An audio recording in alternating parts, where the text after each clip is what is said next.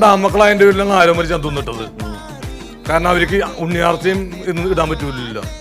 അങ്ങനെയല്ല, ഈ ആരോമൽ ചന്തു എന്ന് പറഞ്ഞിട്ട് പുരാണങ്ങളിൽ ഉണ്ടായിരുന്ന, അല്ലെങ്കിൽ നമ്മൾ കേട്ട്, അതാണ് ഞാൻ പറഞ്ഞത്. രണ്ട് ആമക്കളെ അതിന്റെ പേരിൽ ആരോമൽ ചന്തു ഇട്ടു. അംഗം പെൺമക്കളായിരുന്നെങ്കിൽ കുഞ്ഞിത്തേവിയും ഉണ്ണിയാർച്ചയും ഇട്ടേനെ. അല്ല, ഇത് അംഗം വെട്ടാൻ വേണ്ടിയാണ് ഈ ആരോമൽ ചന്തു.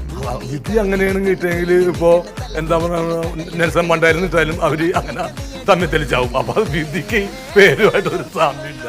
നാദൃഷ്ടാന്നൊക്കെ നിനക്ക് എന്തൊക്കെ പ്രതീക്ഷയില്ലാതെ ഒരു പേരിട്ടേക്കണോ, അങ്ങനെയൊക്കെ നീ വന്നോ? ഇല്ല. അപ്പൊ അതാണ് അപ്പൊ പേര് രാജാവുണ്ടായിരുന്നു. ഒത്തിരി വലിയ വലിയ ഇതുണ്ടായിരുന്നു, വലിയ വലിയ മഹാന്മാർ ഉള്ള പേരുള്ളതാണ് നാദിർഷാന്ന് പറഞ്ഞിട്ടുണ്ടെങ്കിൽ. ഇപ്പൊ നമ്മൾ ജയിലിലേക്ക് തന്നെ അവിടെ ചെന്ന് നോക്കും, ജയിലിലൊക്കെ എന്തൊക്കെ പേരാണ് ജയിലിലുള്ള ആളുകളുടെ പേര് കേട്ട് നമ്മൾ ഞെട്ടിപ്പോകും. ദയാശീലൻ, അവനാണ് 8 പേരെ കൊന്നിട്ട് ദയാവധം കാത്തു കിടക്കണത്.